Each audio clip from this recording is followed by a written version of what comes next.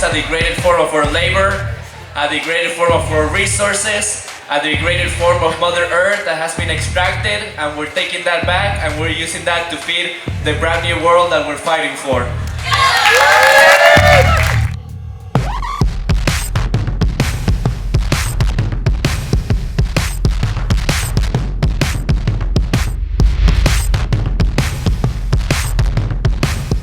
The Alliance is built up and nourished by the leadership of frontline communities.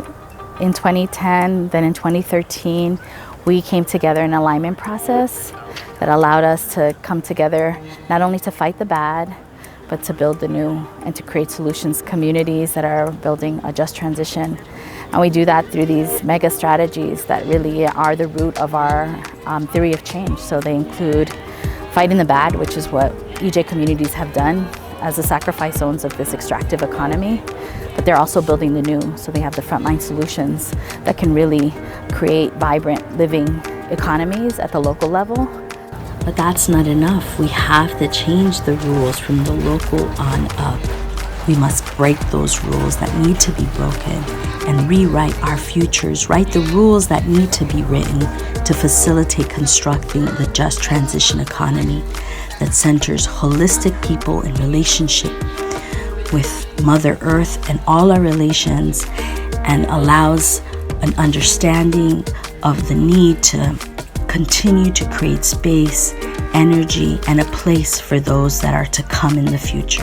We're moving the money, so we're creating strategies for divestment and reinvestment, for relocating the resources that have been extracted historically from frontline communities through colonialism, through slavery.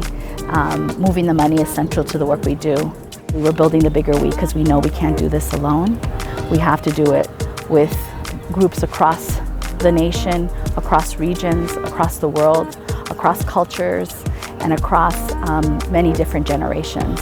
That's who the Climate Justice Alliance is, and that's what nourishes us, both soul, physically, and through our work and struggle with communities. And finally, we're changing the story together by creating a narrative where justice is center in the climate crisis, where just recovery is a people-to-people solution that fights disaster capitalism.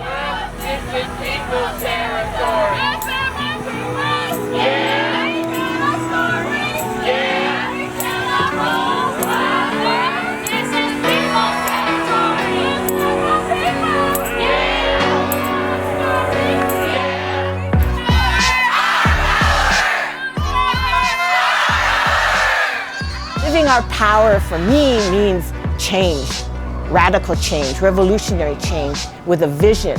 And so for me, living our power is I embrace those principles and that movement every day. It is in that creativity as well of like, okay, let's try this. It's an experimentation also. We are living our power by coming together and sharing our stories and sharing skills and resources and strategies, and by being intentional about what we talk about, what we bring to the table. Living in our power means going back to some basic environmental justice principles. We speak for ourselves. So when we're living in our power, our communities are able to speak for themselves and determine the solutions that are right for them for this crisis. And living our power means not accepting the status quo because we know that our communities deserve better. Vivimos nuestro poder cuando nos educamos para trabajar, a producir ese alimento sano. When we organize our people at that level, then we become powerful, and then everybody have to deal with us based on that power. That's what our power is, and I think it's a great slogan, and it's motivational, but we got to get down to the real work of going down to the grassroots, to the people down there at the lowest level, and begin to make those changes and stuff, so we become the powerful people that we once were and can be again. Rise up.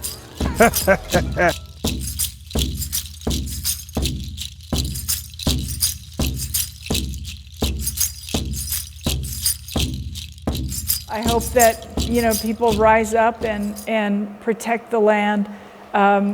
we don't need any more pipelines in this country. I believe we need to move, this is a good opportunity for us to move forward on renewable energy, and I really feel so strongly that that's what we need to do instead. Learning how to be democratic is a struggle. It's not something I think really comes automatically to most of us anymore, because we haven't lived in a democratic culture. We don't even know what that really feels like. Because we are the descendants of extraction. We are the children of those that survived. And so when the IPCC report came out and climate activists freaked out and started talking about it being our existential threat, I thought about my ancestors. I thought about those that came through the Mid-Atlantic Passage, those that survived and those that didn't. I thought about our indigenous people, those who survived and those who didn't, because we have faced existential threats before. Para mí la transición justa en los distintos problemas de cambio climático es que los derechos territoriales de la selva viviente, bosque, río, agua, y los derechos de nosotros y los derechos de la futura generación tienen que ser garantizados. Tiene que tener garantía de que esto se respete. No podemos hablar de una transición justa cuando estos derechos, cuando la vida en su conjunto no va a garantizar la vida de la futura generación.